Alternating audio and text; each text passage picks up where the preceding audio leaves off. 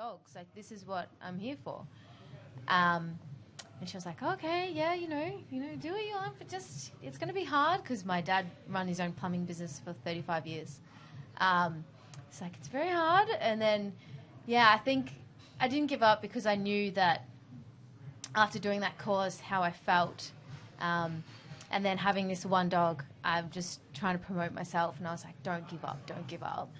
And then I had a lovely friend who's a dentist, and she has a little Chihuahua who had a lot of issues. So I did a lot of training with her to start with. So he was like my practice training dog. Right. And I think she really inspired me as well to keep going. I remember one day she called me and she said, oh, it was raining outside and I didn't want Bolly to come out. So I said to him, Bolly, stay. And he stayed, and then I went out and got the dentist sign and came back in, and he stayed there, and it was so good. He didn't get muddy paws, and I was like that just made me so happy. It was the littlest thing, but it just made me so happy, and I think that really kept me going. Awesome. But I think that's why I didn't give up. I surrounded myself with a lot of good people. That's great. That's really cool. And so do you nowadays, when you take on a new client, do you kind of interview them and maybe get some footage or some kind of data? I mean, being a scientist, I'm sure you can appreciate data. Do you sort of get some kind of recording on where they're at and how the dog is, so that maybe in a month from now you can review and see where's the progress and stuff?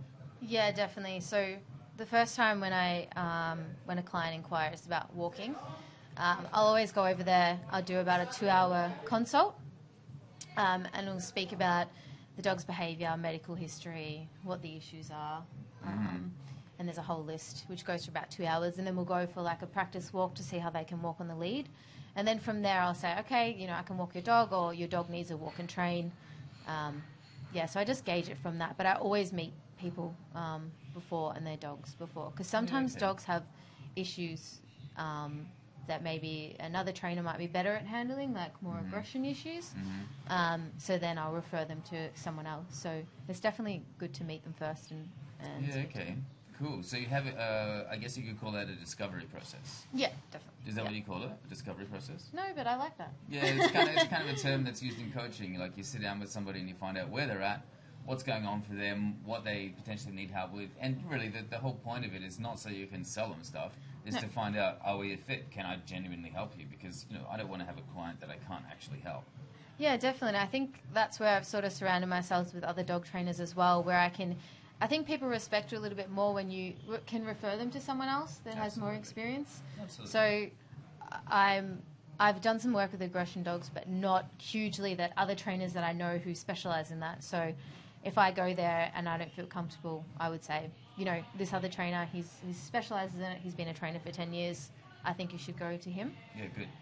Customer comes first. Yeah, exactly. I'm not here to, take as much money as I can and all that. Like, I actually want the dog to progress and the humans to understand why the dog is doing this and how to fix it. How to understand what's happening and how to fix it. And cool. And so, look, this is an odd question, I suppose. It might be a little bit big for the early part of the show, but is there, for someone in your role, like for me with my company, like, I know if everything went well, if everything panned out the way that I wanted it to be, I know exactly what influence I'd like to have on the world. I'd like to know, I'd like I'm very clear on what my macro objective is with Povar. Yeah. Do you have that kind of vision? Like, what would that, how does that pan out for someone in your industry? I don't get it, but I'm sure you've thought about it. Like, what would be the best outcome for you? Okay, great. Now, no, that's perfect. Now, do you realize why that's a good question? Yeah. Yeah. So it's a really good thing to know, and and it could be that you personally believe that a happy dog in a happy house can really bond the family together. It can definitely be the one thing that means that the wife doesn't leave. It can be the reason that the kids don't move out of home. It can be a whole stack of things that you know a lot about. So have a dig into that and have a think. Like, if So Help Me Dog was to be the biggest dog walking company or the biggest dog walking or dog training or, whatever it might be called, facility on earth, then what's the best outcome? What's the dream outcome? Where people might have a photo of you on their fridge, man. Who knows? Like, seriously, dogs play a big role in people's families, right? And they do. They play a huge role. I think only 2 of my clients have children, and everyone else have dogs. I see. Yeah. So are you familiar with the term sinks and dinks? No. So sinks is single income, no kids, and a dink is double income, no kids. Okay. Right? So here in Bondi, Paddington, all this kind of, this sort of, I guess, mid to upper class kind of neighborhoods, there's a lot of sinks and dinks. So by the sounds of it, they might be your demographic. So sinks and dinks don't have kids, so what do they have? They have a cat or a dog. Yep. And that cat and dog means a lot to them, right? Yeah, definitely. So, yeah, I guess you could really get into that. You could break down that sort of micro-family psychology and see, what's the role that the dog plays. And if you were to create these super happy, lovely little doggies that everybody, always did what they were told and however it works, you could create happy families. And in fact, who knows, maybe you could have a positive influence on the overpopulation of Earth. You could really go really deep on that. That's pretty deep. Yeah. I haven't really thought that far into it, but Yeah. I think there's a lot of visions that I have, but I think I need to focus on one, but I don't know which one. Oh, what other ones? So I'm running a puppy school at the moment, so I'd love to have more than one puppy school. Yeah. I love training puppies. I think just starting from the start, starting fresh is awesome. And a lot more walk-in trains would be ideal as well. But I don't know. I'm still a bit lost on where I want it to actually head. Okay, great. Cool. Very fun and worthwhile process. You're allowed to take a whole day off. You're allowed to go to your nice favorite place, buy yourself a nice lunch, and, afford yourself the time to really focus on that, because that big vision, that's what will enroll your staff. That can also be what enrolls your clients. They can be like, wow, I really want to work with a girl who has a vision like that because I see the same thing. You know what I mean? Yeah, definitely. That's the big why behind. Have you heard of Simon Sinek? No, I haven't. Simon Sinek, one of the best TED Talks of all time, I would say. He always says start with why. Most people, when they talk about their business, they start with what they do. Yep. Then they talk about how they do it. No, why? Simon Sinek, a really, really good talk. He talks to these concentric circles where the why is in the middle. And the talk is actually called Start With Why. He's written a book. He's now a really famous global speaker.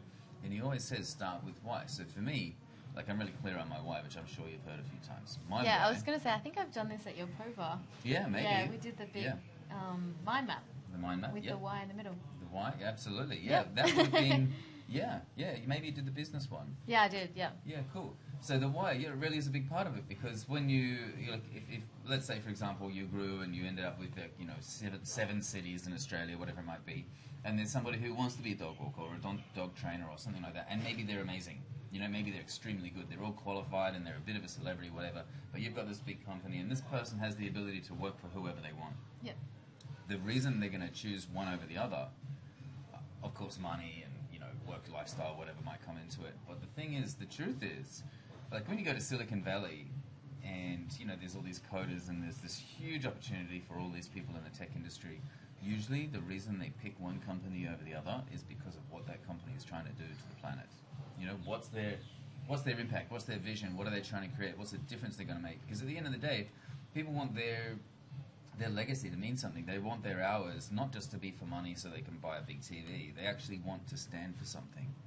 Yeah. And if you can actually tap into your clients and find out why is it so important that their dog is well behaved? What is the problem that's happening? What's the impact? I mean, do they fight every second day because the dog does something and he's supposed to be responsible for the dog and she gets upset about it, and right? Can you see? So you're nodding your head, big smile, totally, I hear that stuff, right?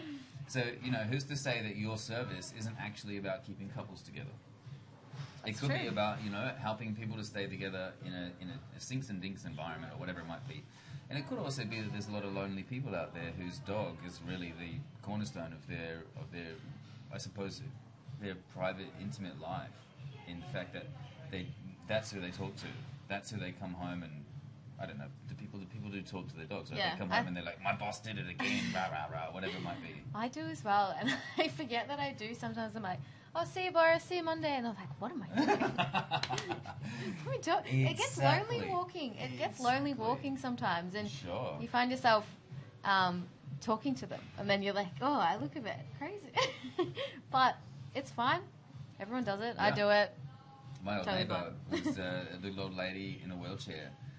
She had a carer come over every couple of days and do some stuff, but she just had a dog, and you know, I'm very sure they have full conversations. Yeah. You know, maybe not conversation. Yeah. Well, I suppose. Yeah. I mean, like, I'm sort of picturing Anchorman. You ate a whole wheel of cheese. I'm not even mad. Yeah, exactly. Yeah, okay. So you know, that's an interesting thing for you to have a look at.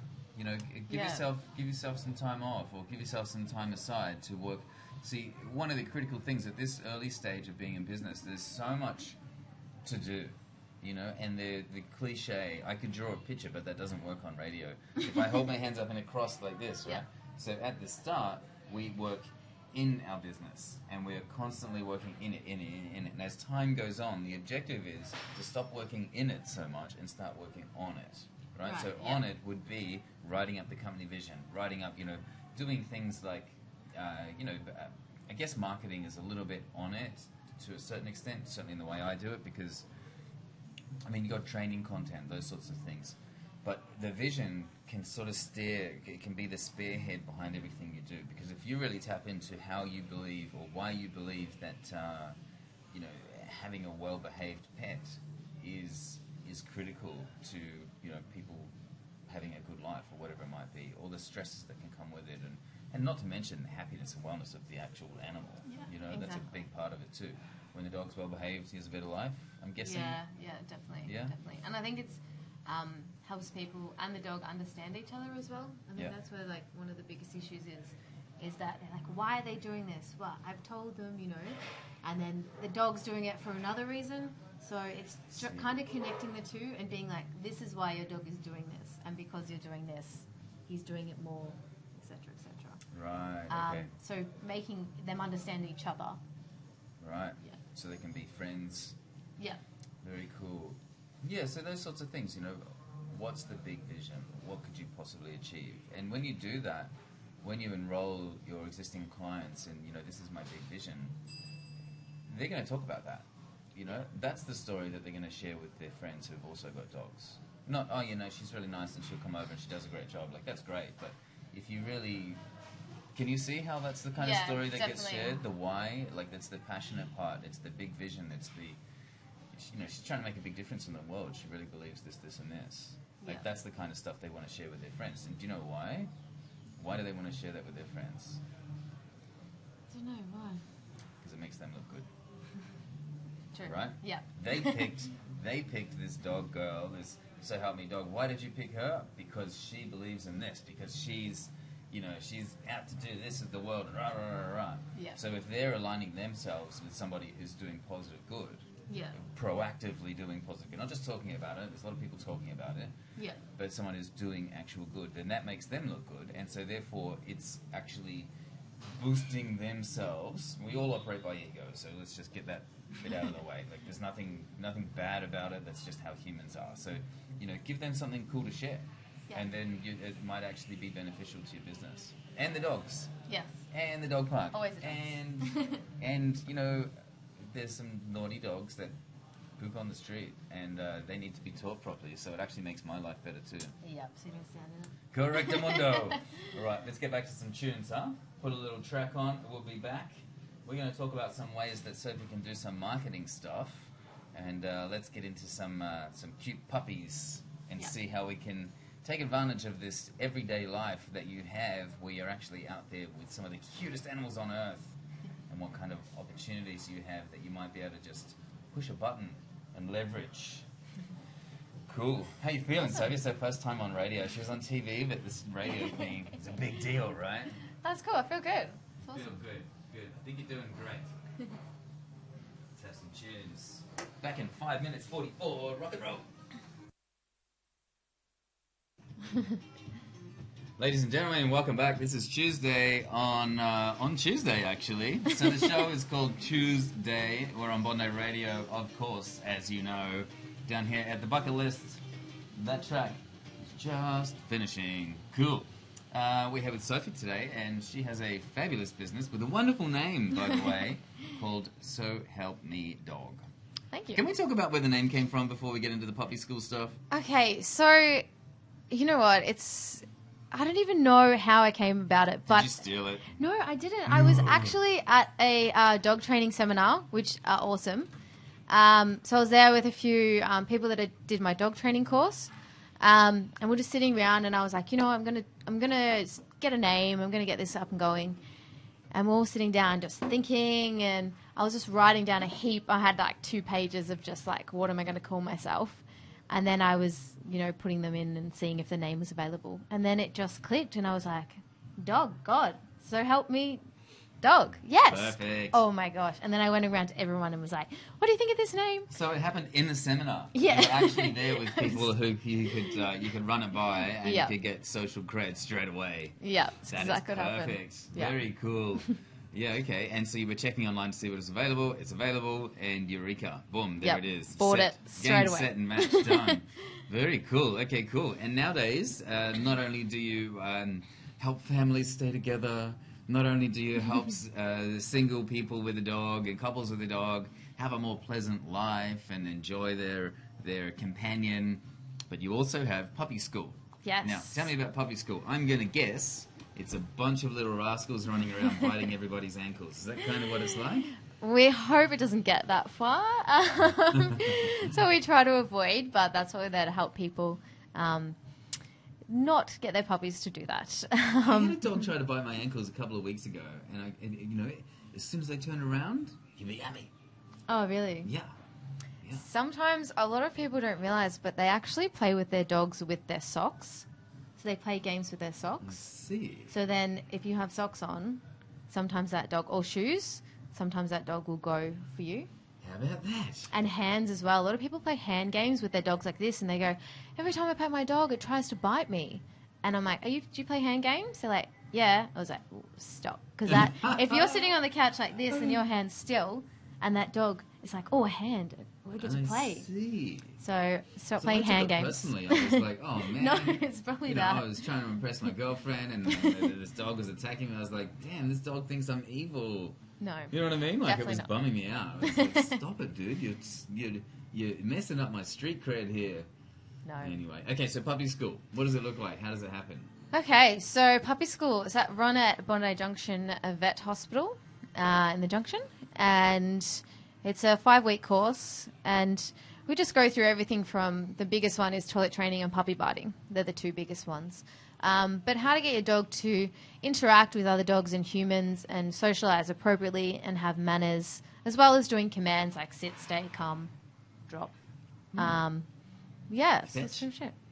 No, don't do fetch. I'm going to do a juvenile class after puppy school. Oh, so there's puppy, then there's juvenile. I haven't started it yet, but that's what I want to do. And I think we'll do that in So in how's that it go? class. You got puppy, juvenile, Adult adult. So it's just 3. and then senior. Yeah. Okay, great. And then senior. Of course. Senior, adult. Okay, cool. So they get taught the puppy school. What goes on there? Okay, so a puppy school is really important. There's a period in the dog's life from, I think they've changed it now from 6 weeks to 16 weeks or around there. It's called the socialization period. And what happens in that period of time, anything that puppy learns, good or bad, in that period, it actually remembers forever. So you want to try and expose your puppy to really positive things. A lot of my dogs that I walk actually weren't exposed to skateboards when they were younger, and around Bondi, there's skateboards everywhere. Right. And they go absolutely crazy. So that's one thing we teach people in puppy school is I give them a list and I say, try and expose your dog to these items before it's out of that period Okay. in a positive way. And there's also YouTube you can go on. A lot of dogs are scared of lightning and fireworks, so New Year's. So a lot of dogs run away. So it's good to go on YouTube. You can type in fireworks, play it at a low volume. Treat your dog, make it a positive experience, play with them, and then slowly increase it louder. Wow. So then when the fireworks do happen, the dog's like, oh, yeah, that's not a bad thing. That's amazing. Yeah, so that's really important. So, yeah, New Year's, a lot of dogs run away. So the first, what'd you say, 6 weeks? So 6 to 16 weeks. 6 to 16 weeks. Yeah. That sounds to me like the kind of thing an entrepreneur should be doing too. In the first 6 to 16 weeks, get out, Yes. be networking, and get some good practices. When people, like the early days of having a business, if the adopted practice is to get the receipts and kind of like put them in a pile somewhere, You know, those kind of Guilty. basic things. Yeah, that's normal, you know. We don't get taught that sort of stuff. That's cool that you can actually go to a school. I think I might start up an entrepreneur's puppy school. Yes, For you baby actually entrepreneurs. should. I kind of do. Here we you go, know? done. You That's heard it kinda here what I first. have. But yeah, maybe there's expose them to skateboards. You know, expose them to what is a lead magnet, what is a landing page, all those sorts of things. What does an email sequence look like? Do you know what? That's Interesting. actually an awesome idea because for me, I didn't have a business background. I just jumped into this head first. Baby business school. What do you So reckon yeah, of that's that? what you should do because Business for babies. I think like even tax, like doing your tax and like, Yeah. you know, going through all those, what you said, lead magnets and all that. Like a lot of people don't know how to do that. Right. Go Yes. for it. Oh, Do it. absolutely. Let's do it. Done. Baby business, baby business basics. I'm signing up. I'm That's signing up good. right now. Yeah, I could do that. I could do that easily. Cool. So obviously you run the puppy school. Yes. You're in there, and you know how many puppies can you have in one room at once? Like that must be a bit crazy. So a lot of puppy schools run them differently. I do max 6 puppies at Right. once. Just because you want it to be under control. You don't want them, as you said, running around Yeah. biting people and Yeah. other dogs. But we just get them to play appropriately. So we only really have 2 dogs on the floor at once. And we want them to listen to each other. So if one dog squeals, we want the other dog to sort of back away. I think a lot of people try and interrupt the behavior before it happens. So it's like when you have brothers and sisters, you know, you poke them, and they're just Yeah. going to be like, hey, stop. And then you're going to be like, ah. You know, same with puppies. They need to learn when to stop because if they don't, they keep going, and that other dog's going to be like, hey, I told you, bang, and then bite it. Right. So okay. it's really important that you let them get to that part and you let that other dog go, oh, I'm scared, and the other dog goes, oh, okay, I'm sorry. Okay, can we play now? Yeah. And you were saying earlier that the learnings in those first few weeks are they're almost locked in foundations Yes. for some of them, and it becomes really hard to change later. So it's really important to nip it in the bud, so to speak. Yes, definitely. I actually have one of my clients at the moment who is petrified of skateboards, never got exposed to them, and now he lives in Bondi Junction, which is like skateboard central. Right. So we're doing a lot of work with him and skateboards. Yeah, Teach so dogs to skate as well. I haven't yet, love but you those know what? skateboard dogs. I They're taught cool. one of my coolest tricks ever was I taught a dog to ring a bell to tell its owners it needs to go to the toilet. No way. It's on my Instagram page. Do it. It's awesome, but he was home. He worked from home, so it was really easy to do it. And it took a few weeks because he was constantly there. Because sometimes what can happen is the dog can ring the bell when you're not home, and then you can't let it out, and then it stops ringing the bell because it's like, whoa, Sure, it doesn't work. it's not happening. Right. Yeah. Pareto's principle, isn't it? Pareto. Is it Pareto? Is it Pareto who he did use dogs? Yeah, it was the Oh, Pavlov. Pavlov. Yep. Pavlov. Yeah, Pareto is the 80-20. Pavlov. Yeah. With the How bell. does that work? That's Yeah. the bell, isn't it? I Ringing want the to bell for the salivation. eat. Yeah. Yeah. Oh, that's right. So he'd ring the bell, and then the dog would want to Salivate. eat or something. Yeah. Like that. Yeah. Okay. So you cool. match the food with the noise. Interesting. Okay, Yeah. so you can teach them to be okay with things. You teach them how to play. You teach them what other stuff? Toilet training, of course. Yeah, I think that's the biggest one people struggle with a lot is toilet training. Right. The big issue is a lot of people, I know it's really hard not to do, but a lot of people yell at their dog when they wee in the wrong place. Right. So they're like, oh my gosh, no, what are you doing? And then what happens to the dog is they start to become scared to go to the toilet in front of you. Oh. So that's when they start disappearing into your bedroom Uh-huh. or into like other places. Uh-huh. So the biggest thing is please don't get angry or yell at your dog. So what about that old Hollywood thing where you rub the dog's face in the No. waist? No? Doesn't work anymore? No, they just Dogs become more evolved? scared of you. Yeah. Right. They'll just become more scared of you if you do that. The best thing to do is, take them out to the toilet every hour or so if you can. So a lot of people do take time off from work the first few weeks they get a puppy. Sure. So take them out every hour, straight after they eat or drink, straight after they wake up, straight after play. See, that's so interesting, yeah.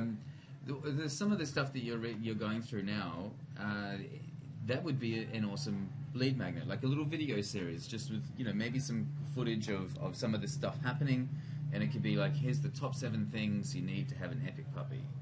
Yeah. Do you know what I mean? Like Yeah. you could create like a little video series or a PDF, like some kind of, it could just be photos, You know, it should take no more than 5 minutes to read. I was thinking like an ebook.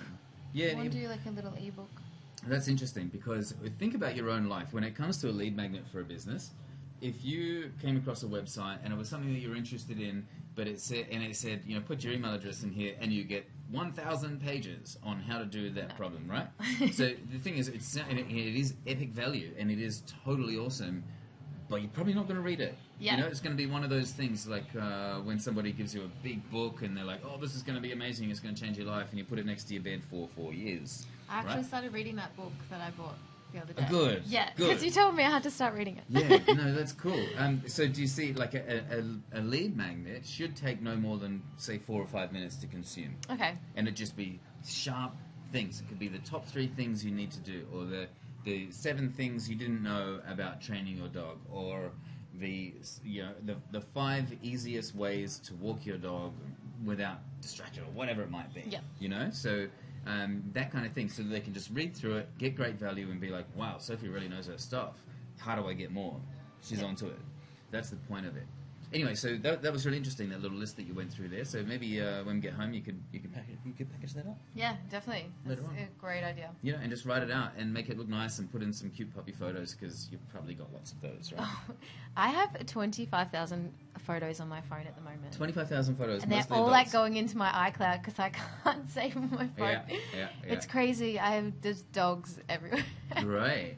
You know, maybe you could just make a full video of just dog. Yeah, just to flip through. Amazing. Okay, cool. So here's a question for you. With the puppy school, how do people know about that? What do you do? So this goes out to your existing clients, of course? Yeah, so all my clients that I still do walk on a daily basis, they know all about puppy school, and I've had a few referrals from them. But the vet clinic, they refer me as well. Facebook advertising, Instagram advertising. Wow. And that's about it so far. Great. Yeah. That's cool. And so you're within this established place, so it's almost like a joint venture kind of thing. Yeah, definitely. Yeah. Great. Yeah. Okay, good. And what else do we need to know about puppy school? You should join if you have a puppy.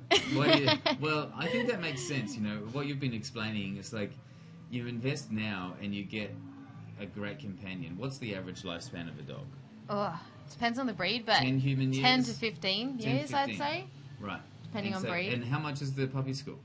It's $190 for 5 weeks. Seriously? Yeah. $190. Okay, so if I had a calculator, which I just happen to have, and you're going to have a dog for 10 years, let's go. You talk about something while I do this very intense mathematics. You're the scientist, you should be doing this. Oh, no.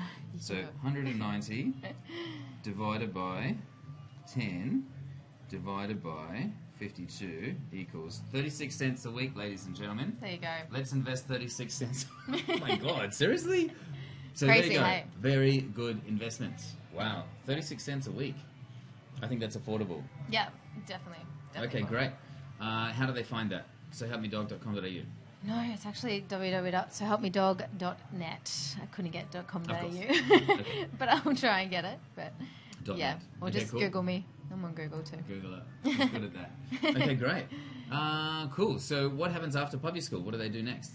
So that's what I want to set up next is the juvenile class. Yes. Yeah, we can do more advanced things. So the biggest one after puppy school that people struggle with is Fetch my recall. coffee.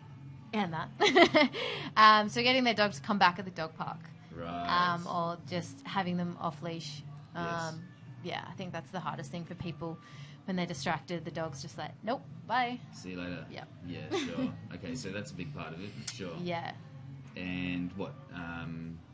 Behavior around the house and stuff as well? Yeah, definitely. Yeah. So I do one-on-one training as well for behavior stuff. Right. Yeah. So. Cool.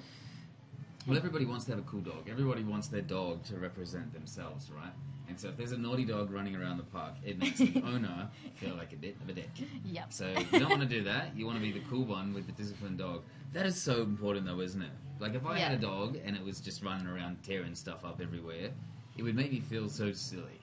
Also, those dogs, you know those dogs that you see people getting pulled along by the dog? Like that. I'd be like, oh my God. Yeah, I think walking on the lead as well, that's a big one. A lot of people, some people don't want to walk their dogs because they're embarrassed during the day of walking them on the lead because of what they're doing to them. Yeah, right. Yeah. Wow, it's a huge price to pay. Huge price to pay. Okay, cool. So let's put on a little tune, and we can go and have some a little bit of disco here. We will be back in, let me see, 7 minutes. Woo! You're rocking it, girl. Yeah. It's such a lovely day down here in Bondi. It's a beautiful, I feel you're like permanently distracted. There is amazing ocean, there's beautiful blue sky, there's all these lovely people walking past. Such a good place. Isn't it great to have your own business? It's so good. Yeah, imagine like... We get to do stuff like this. We get to sit on the beach pretty much. Yeah. I've got my swimmers with me. I might go for a swim after this. Amazing. See you in a minute. Sophie on Bondi Radio. Ladies and gentlemen, welcome back to Tuesday. This is Stacy and Sophie. Today's show, like always, every Tuesday between 11 and 1, is about your business, is about how you can maybe get out of your job, get out of the rat race, go and do something exciting, and launch your own thing. So that's something that Sophie did, what, a year and a half ago, you said, right? Yeah, year and a half ago. Took a gamble. It was like, you know what? I want to do something for me. I want to do something for the world. And she went out. She went out and started her own thing. And so today, I just want to run through a couple of things about, I was the same. And what we were just talking about during the break is something that I think is really important for people to understand. If you're in your job, or maybe you've just started a business, or maybe you're thinking about doing it, I think one of the key things that you did right, and I think that's probably the main reason you stayed in, was you went out and you went networking. And you got to see what other business owners are like. I remember when I was first starting, in my mind, somebody who had their own business was like, some kind of god. They had everything sorted, and they were like these big, powerful people with big, expensive clothes and all this kind of stuff. Did you sort of have that same belief? Yeah, definitely. And then you came here to the bucket list where there was a networking event. Was that your first event, did you say? That was my first event, yeah. And I came by myself, and I would never do that. I was so scared to do anything by myself. And it was okay. I met Stacy. So. Yeah, well, I was here with a few other people. Yes. And there was a bit of a crew of us, and we were like proactively just saying hello to everybody and stuff. I met quite a few people that day, but I think what I recall back in those days when I was new to things, when I first went out and started networking at entrepreneur events or business owner events or whatever you want to call them, I realized that a lot of these people had no idea as well. Yeah. Yeah? You know what I mean? Definitely. That's why they were at those events. Yeah. They were out there trying to find the answer to those big questions. And a lot of them are just regular people giving it a crack, right? Definitely. Yeah. And that's something that I want you to remember. I want you to understand that you don't have to be special. You don't have to be all under control. Far from it, Yep. You just have to kind of give it a shot. And if it doesn't work, you give something else a shot. And you just keep trying until it sticks, until something really resonates with you. And like we talked about at the start of the day, how the big vision, like, you know that you love working with dogs. Yes. No doubt about that. You knew that you were going to enjoy this as a career.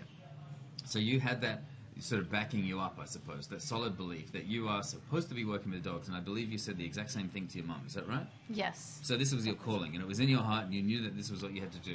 And you didn't quite know how it was going to look once it was live and real and in the, on the internet, Once it's on the internet, then everything's real, right? Yeah. But at the start, you didn't quite know, and you came to events like, what was an entrepreneur Christmas party or something, maybe? Yeah. It might have been a Christmas party, yeah.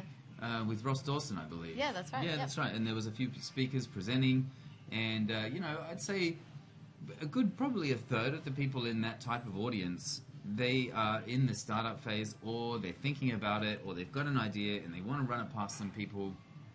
And so the trick is to just get out there, and to meet people.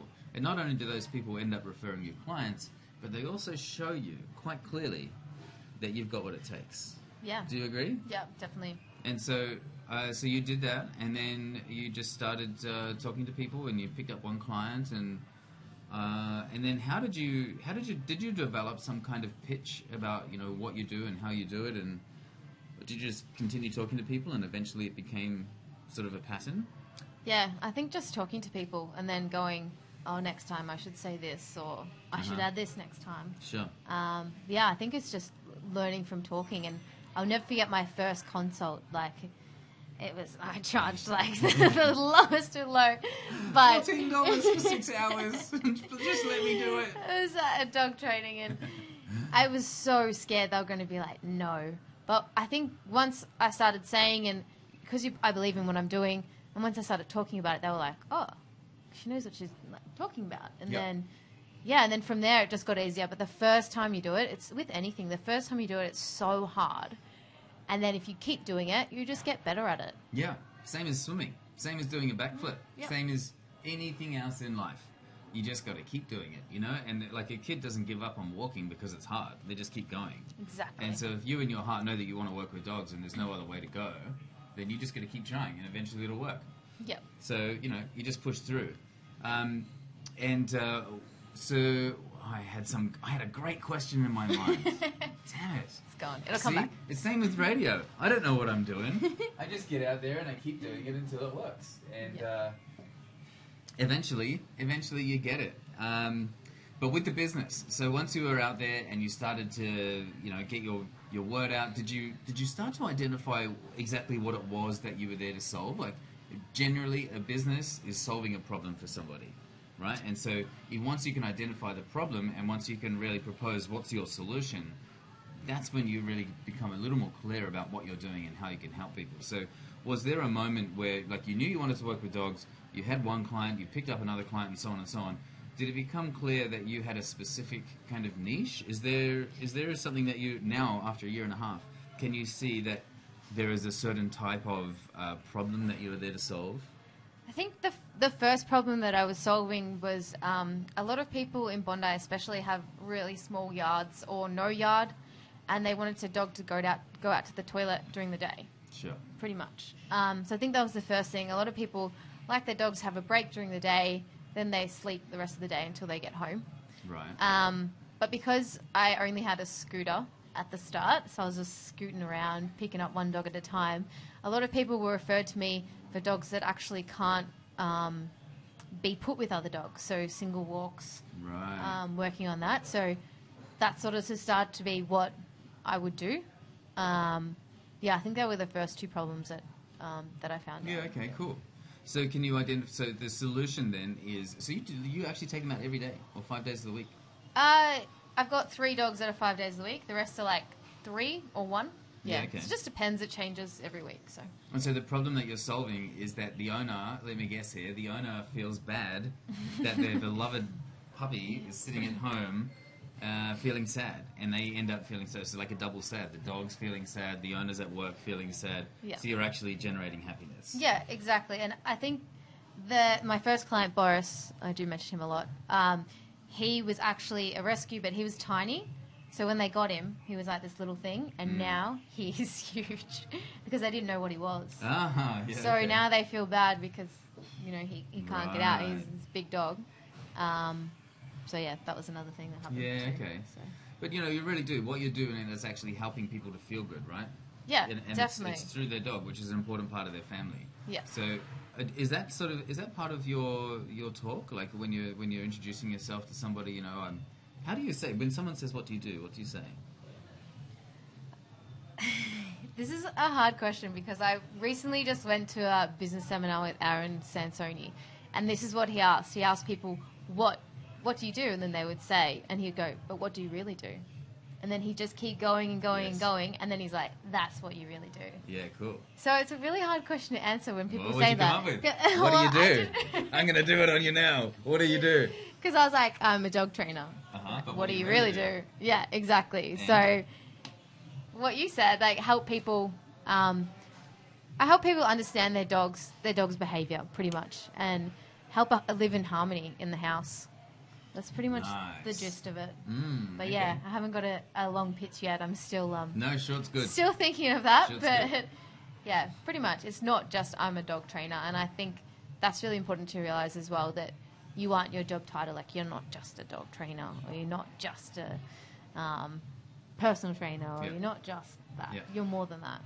Absolutely. Yeah, cool. So yeah, really, once again, it comes down to an emotional thing. What are because people don't don't buy something so that they have it. They buy it so that they feel a particular way once they've got it, right? Yeah. So when they give you money, like they go to work, they earn money so that they can enjoy their life and they can do various things, and they can generally so they can feel a particular way. So you actually help them to feel a particular way, such as loving towards their dear friend. Yep. You help them to bond. You help them to have a happy family and all sorts of different things. Cool. So how did you phrase it? I help them to live in harmony. Yeah, live in harmony together and understand each other's behaviours. Yeah, cool. So you teach the dog how to understand what the human is. Do you know what? A lot of dog training is about teaching the human as well. I'm sure. Yeah. Absolutely. Because sometimes you don't realise that you're doing things that affects your dog's behaviour. For example, if your dog's scratching at the back door or barking, you instantly just let it in to shut it up, pretty much. But what you're actually doing, you're actually reinforcing that behaviour. So it goes, oh, every time I scratch on this door, the owner's going to come and open it. So I'm going to keep doing it. So I think that's what a lot of people forget about, is sometimes their behaviour causes their dog to do things that they don't like. Right. Yeah, that's a big one. And same, you were mentioning before how when you're out walking dogs, a lot of people, especially the little fluffy ones. The little dash hounds. The little dash hounds, yeah. What's the dash hound look like? The ball of Long fluff. sausage. Oh, sausage dogs. Yeah, sorry, sausage. Of course. Yeah. Right, everybody wants to roll with the sausage dog. Yeah. And everyone always comes up to pat the dog, and you have to have this confrontation almost. Yeah, Like, so step away from the dog. Step away from the sausage dog. that's what happens. And a lot of my sausage dogs don't like children, because when they were younger, a lot of children run up and be like, oh, sausage dog. And then they start to get scared of children. Right. So having to say no to people, you can't touch the dog, people get very offended. Yeah, right. Have you packaged the nice way to say that? Or do you just look at them with a frown and... I've started, my dogs have bandanas now. So it'll say like in training or no dogs. No, Oh, yeah. cool. So, yeah, I got them from a company, Friendly Collars, which is awesome. So it's good to have, because people don't look at you first, even though it says it on my shirt. People look at the dog first. Yeah. And they beeline for the dog. But if they have it training, a lot of people avoid. Right, okay, good. So that's a good way to start. That's a public service announcement, isn't Yes. it? A community announcement. Please do not harass dogs in training. Yeah. Yeah, So okay. a lot of dogs don't like humans either. A lot of dogs are scared or have had rescues have had a bad experience with a human. So just be aware of that as well, that not all dogs like humans either. Yeah, not all humans like humans either. Exactly. Not all humans like dogs. Not all dogs like dogs either. Yes. Yeah. Well. Okay, so when you were out there in the early days doing your networking, what were some of the things that you learned about being in business? Anything come to mind? Did you learn that there was? Did somebody say, okay, so welcome to the world of business? I wish. Yeah. Now, step one is do this, and Oh, then step gosh. 2 is do this. Was there a nice laid out path for you? No, and that's what there needs to be, Stacy. You need to make this You know a what? nice path to for everyone. Yeah, thank you. Because do you know what my first business was called? What? ABN School. ABN school. Yeah, a school for people who've got an ABN and have no idea what they're doing. I like it. You know, and maybe I should reinvigorate that. You should. It was business basics made simple. Because there's not a lot out there to show you. Like, you just have to Google everything and speak to other people. And I think the networking things, what we're talking about, is really important to be like, where are you in your business? Or what have you done? Oh, I've made this website with this person. Oh, awesome. This is like my tax agent. Like, blah, blah, blah. Like. And then when you're out there and you're asking questions like that, you actually, like a lot of people just kind of talk through their butt, so to speak. So you're kind of taking advice from whoever's giving it, but you actually don't know if they know what they're talking about. Yeah, right? yeah. I think that's a hard thing. But you can figure that out, though, as well. So You can, yeah, well, in theory, but there are a lot of people with wonderful websites and no customers. Yep. There's a lot of those. I know I've had a number of clients in the past who've come to me and they're like, okay, so I've got this business and I'm doing this thing, and they're like, I've got this website and I've branded my car and I've got business cards and I've got flyers, and I'm like, okay, so why did you choose the logo like that? Why is that your color? Why is this your thing? And they're like, oh, because I like it. And that's kind of, you know, it's cute, but it should go the other way around. It should be get customers first, and then find out what your customers want, and then you build your website, then you do your branding, then you do your stuff. So, you know, But yeah, you're right. Maybe I should start a business basics for baby businesses. Yes. Again. You definitely should. Thank you, I will. And I think the other important thing is I remember someone said to me, don't wait for perfect, because I think I was sort of waiting for perfect to like really launch. Yeah. And I was like, I don't have this yet. I don't have this yet. And they were like, don't wait for perfect. Just do it. Yeah. And then I was like, oh. And this was some random guy I was talking to about, I was wearing my shirt and he was speaking to me. Yeah. And I did. And yeah, definitely Absolutely go do that. right. You know, if everybody was to just pursue an MVP, you know what an MVP is? A minimum viable product. Right. Right? So first you create something that you can sell, and then you go and sell it. And at the end of the day, like when you were saying before how you got your first client, your first kind of one-on-one, it was like a little coaching session or something like that, and you were like, oh my God, they're going to pay me for this? Whoa, do I even know what I'm talking about? So on and so on, right? You've got to put yourself in the perspective of the customer's life. So let's draw a little pie in the air right now. I'm drawing a pie graph with my hands. In that person's life, right? So they've got, let's say, 1/3 of it is taken up with their job, right? So they might be, they might be an architect, or they might be a bartender, or they might be, whatever, a surf instructor. Could be anything. I'm obviously sitting at the beach when I say this, but that's 1/3 of their life. The other 1/3 of their life is their social life, and they like to go out and they like to hang out. The other 1/3 of their life is doing laundry and having a car and all those other things. So the fact that they've got a dog that is like eating the couch and doing all that sort of stuff, yes, they might be able to Google it and find out. But quite frankly, they don't have time. It's not on their priority list. It's something that they want to outsource. And how much do you know about dogs? A lot. Quite a lot, right? Yeah. So do them a favor and be available and sell them the solution, because they've got the money, they've got a problem. They don't want to deal with the problem directly themselves. They want to put money into a thing, and then the problem is solved, right? Yeah. And so that's really how you've got to look at it. And a minimum viable product is still going to suffice. Like the best, the shortest answer to that problem is going to be completely awesome for them, because quite frankly, they've got all that work stuff and all the life and all the whatever's going on in their personal life to worry about, and they come home and the couch is eaten again. They just want the problem solved. Yeah. So minimum viable product, when it comes to business, get that out there, start solving problems, and then by doing so, by getting in the mix and actually exploring what your customers are asking for, what they look like, what they do, who they are, where they live, all those sorts of things, that's the only way that you end up knowing what should be on your website, what should be in your product list, what should be your price point, what's your availability, all those sorts of things. They come from the customers first. And without a minimum viable product, you just don't know. And so there's so many people that spend the first year or so, in fact, nice little segue here, we're going to go to some music in a minute, but the reason I don't have ABN School anymore, a perfect segue. The reason ABN School doesn't exist, Business Basics Made Simple, is because I spent 2 years, yes, 2 years making that perfect.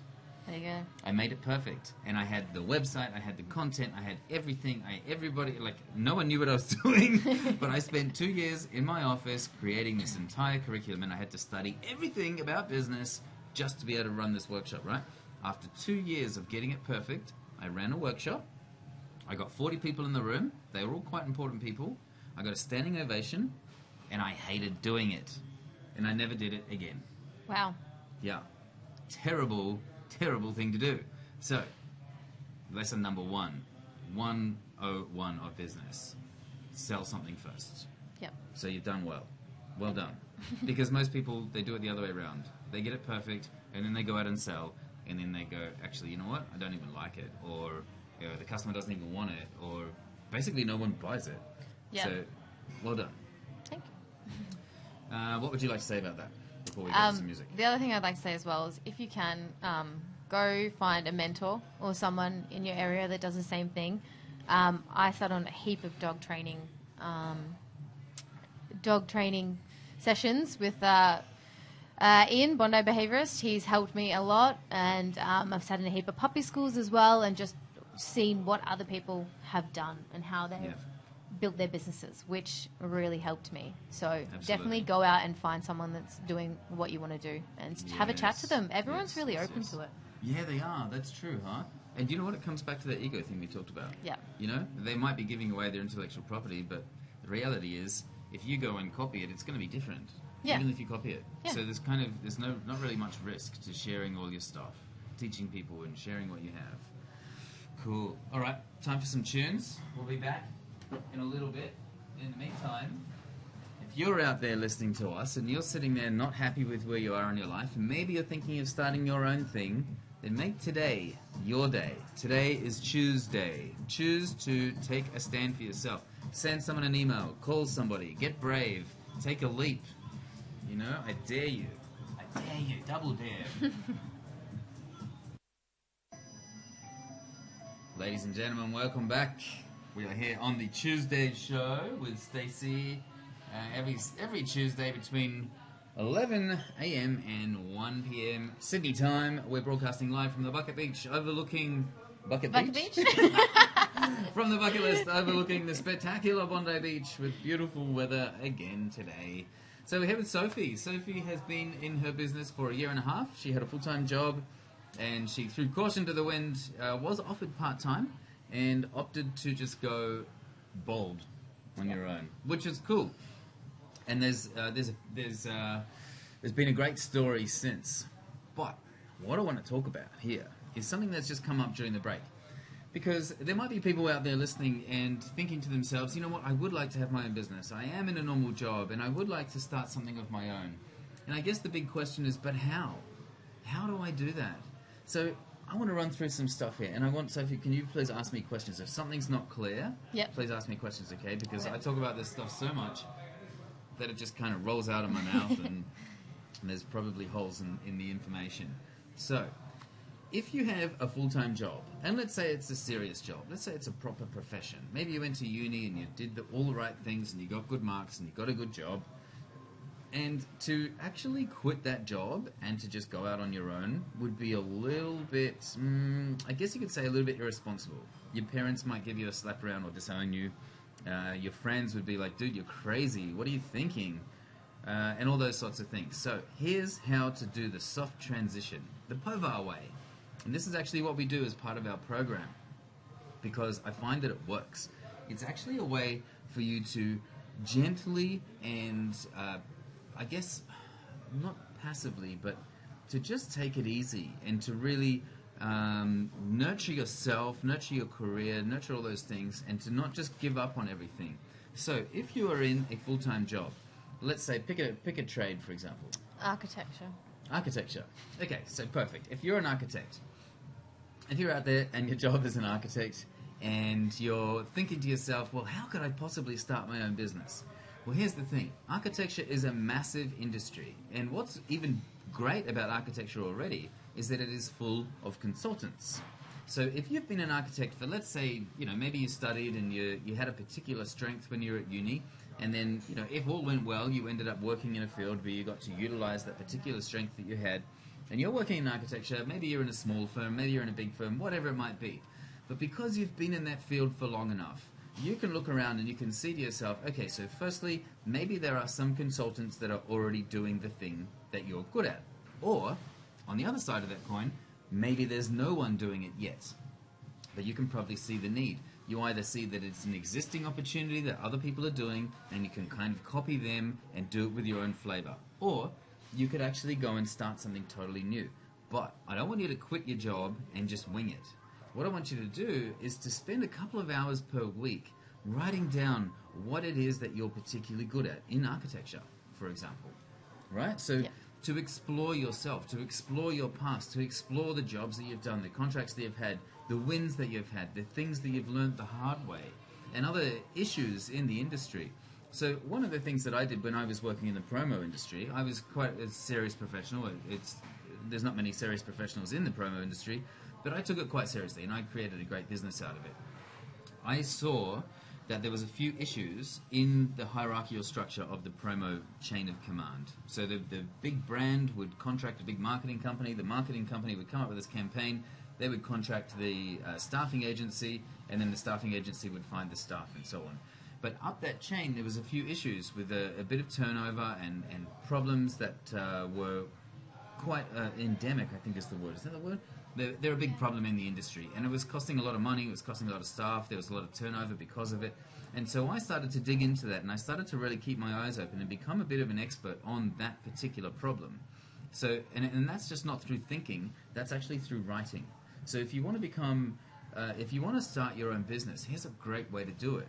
Keep your job, but invest a couple of hours per week writing down some of the problems or some of the opportunities that you see in your industry, and just write. Because just like going to a therapist, when they ask you a bunch of questions, like if you go to a therapist, they're not going to sit there talking to you, they're going to ask you questions and steer you in the right direction. Treat your keyboard the same way. Ask yourself the same questions. What could be better? What are the opportunities? You know, and literally create, you know, write 1,000, 2,000, 5,000 words. If you're an architect, you're probably good at writing. You're probably good at thinking and being quite sort of industrious and proactive with your time. So get out a pen and paper, get out a keyboard, and just write about who you are, what are your strengths, what are you particularly good at, what could you bring to the table, and get deep on it. And just like Sophie, when the question was, what problem do you solve? Really look into that. And so by writing about yourself, you will start to identify that, you know, you're not going to be able to do all architecture on Earth. Not at all. And in fact, that would be a little bit irresponsible, because nobody wants an architect that can do everything. They want a specific type of artist. You know, they want a particular architect for a particular problem. So if you're in the architecture field, for example, and you're looking to maybe start something on the side, then don't think the only option is to go out there and start an entire new company. Because that, the thing is, and this is, I'm sure you can understand, whatever line of work you go into, there's going to be maybe 15% of the work that is familiar to you, and the rest of it is marketing, is staffing, is finances, is legal stuff, is all those sorts of things. So let's not start a business that involves all of that stuff.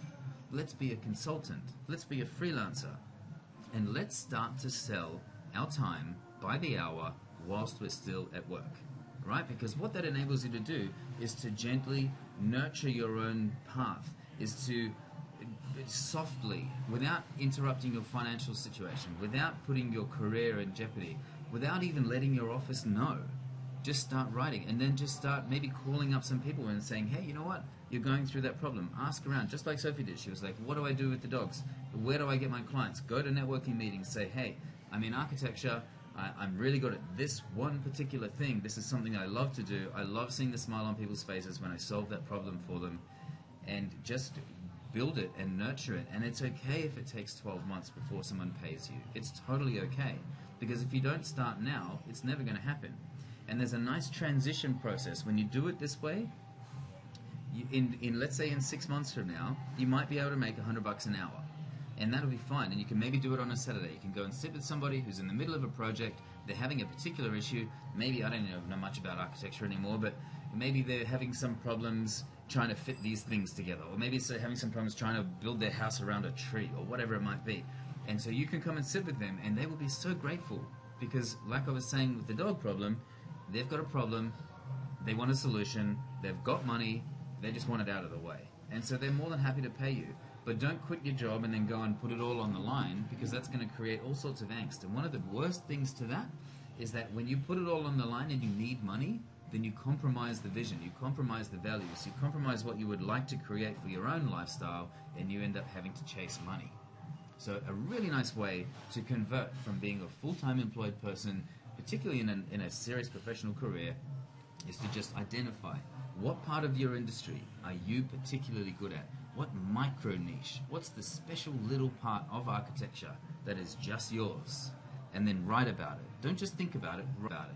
Collect images, create documents, collate an entire collection of websites and YouTube videos and photos, everything on that particular thing that is just yours. And then and then position yourself as an expert. So that can apply to pretty much any profession. I don't care if you're working for a big corporate, maybe you're in finance, maybe you're in telecommunications, maybe you're in insurance, whatever it might be. There is something out there that you can identify that you have a specific skill set in. So don't go and quit your job and hope that it's going to work out. Slowly build your profile, build your expertise, build your micro niche, build your assets, and here's the trick, right? Because you start going out on the Saturday or the Thursday night or whatever it is, and you sit with people who are going through that problem, eventually, once you've sat with 10 or 20 of these people and actually helped them with that problem, you're going to identify systems and tools and procedures and questionnaires and certain little things that you can give to them or you can sell to them that enables them to basically fix half the problem themselves just by asking them a list of questions.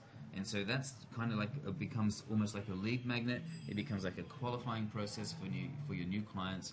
You don't want to try and fix everything for everybody. You just want to be the expert in one particular thing. That particular thing is yours. And still, in 2018, there is an opportunity for you to stake your flag in the internet and say, this is my turf. And if it hasn't been claimed before, that's great. The downside to that is that you have to prove that there's a need, or you have to make sure that there's a need for it. And sometimes it's difficult to explain what the problem is or what the issue is because it hasn't been done before. Where if maybe on the other side of that, it has been done before. There are already a bunch of people doing the same thing, but you're particularly good at it. Why are you good at it? That's a big question.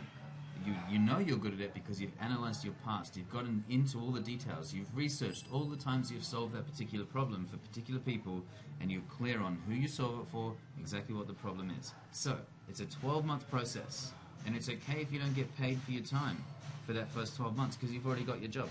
So just slowly build it, slowly nurture it, slowly create it, and identify your niche, identify who you do it for, what you do, and of course, why you do it.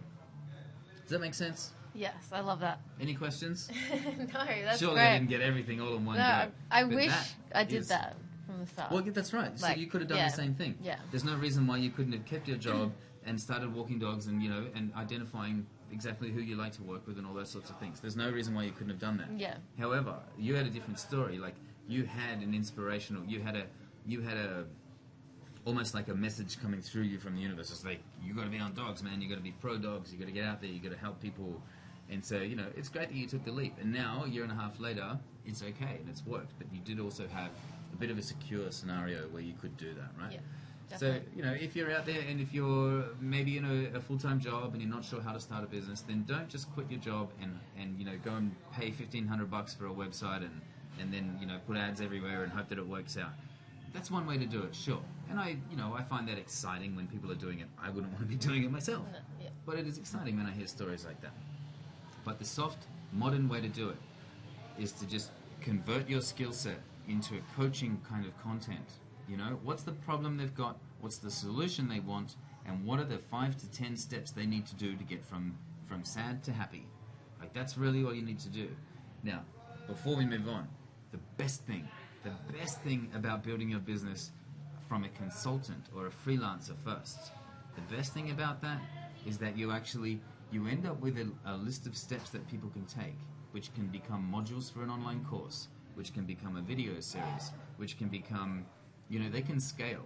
And by serving people with that one little problem, then you can get staff to help you, you know? Then you can create a scalable kind of online business that can grow and can create passive incomes and create a really nice lifestyle. When people go out and they buy bricks and mortar shops, they're locked to those things. You know, when there's all sorts of geography involved, or if there's, you know, assets and setup costs and all those sorts of things, they're locked in. And sometimes they're locked in for a 3-year lease, and it ends up being a big problem. But by being a consultant, it scales really nice. You can do it from the south of France. You can do it from an island in Hawaii. And, you know, it creates a fantastic future. And I'm always about the lifestyle. You know, a business is there to create the lifestyle. So, I hope that makes sense. Yeah, I like hope that. somebody got something out of that out there. Yeah. Because that is a really soft and gentle way to do it, where you're not putting anything at risk and you're building your own profile and solving problems for people.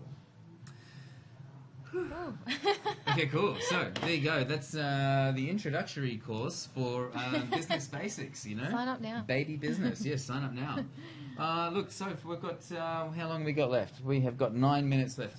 What is something you would like people to know about your business, about what you do, about what's coming up next for you? What's something that you would like people to know? I think what's coming up next for me is, as you were just saying, try and do some video series online. It's like, there's a lot of videos on YouTube at the moment, how to get your dog how to sit, and it's like 10 minutes long. It's like, it doesn't Sure. need to be No, that long, absolutely. like a minute at least. I like to see something, yep, know what I'm doing, okay, cool. And I think that's a lot of people out there as well.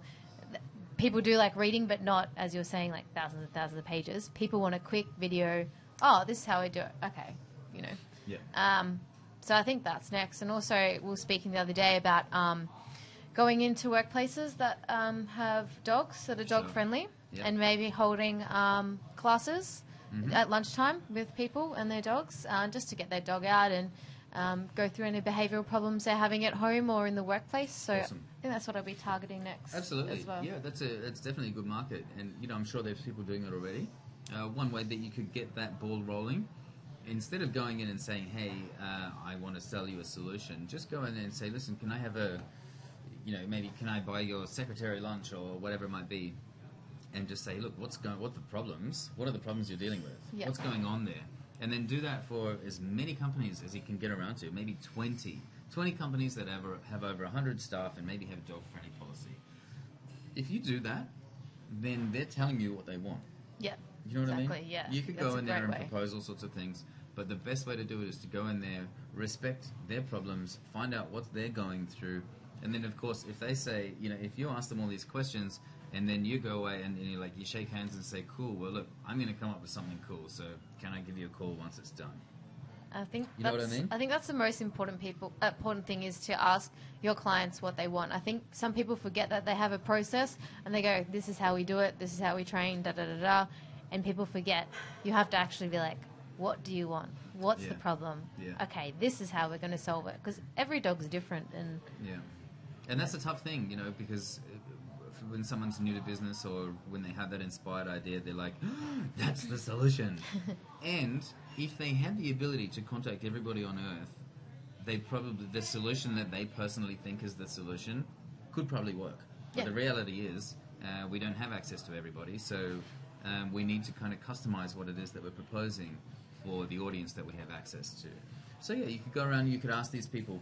With the videos, there's, we're just going to wrap up the show, I think, with this. It's a pretty valuable piece of information. If you're out there, if you're an existing business owner, and if you're anything like me, you've had enough of doing social media content just because that's what you're supposed to do. yeah. Right? You're experiencing that, I'm sure. So here's a great way to do social media content that you actually get paid for. Create passive incomes from social media content. So let's say you had 7 things people need to know about dogs, about training dogs, walking dogs, whatever it might be. You could create 7 5-minute videos or 10-minute videos. And like you said, with YouTube, when people have a particular problem, yes, they can go online to find it. The problem is they don't know if the person giving the information is good. They don't know if it's current. They don't know if... Well, firstly, they have to find a video that is actually enjoyable and palatable, and you can actually stand all the boring chit-chat that goes on around that 1 second of critical information that you're actually looking for. So people aren't afraid to spend money. What they want is their problem solved. So with the video stuff that you're talking about, you could create, let's say, 7 to 10-minute videos, fully in-depth, going into all the intricate details and all the little bits and pieces, and then your social media content can be snippets of those videos, right? So, so you don't have to go and create social media content just for the sake of it and vomit all over the internet and bore the pants off all your people. That's, you can do, like with your scenario, cute puppy photos, boom, go for it. People love to consume that stuff. It's a really good thing. But, little tidbits, little bits of information you can give away, that's always a way that it's done.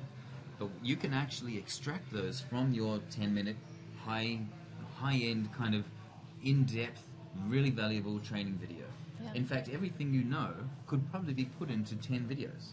10-minute videos, 100 minutes.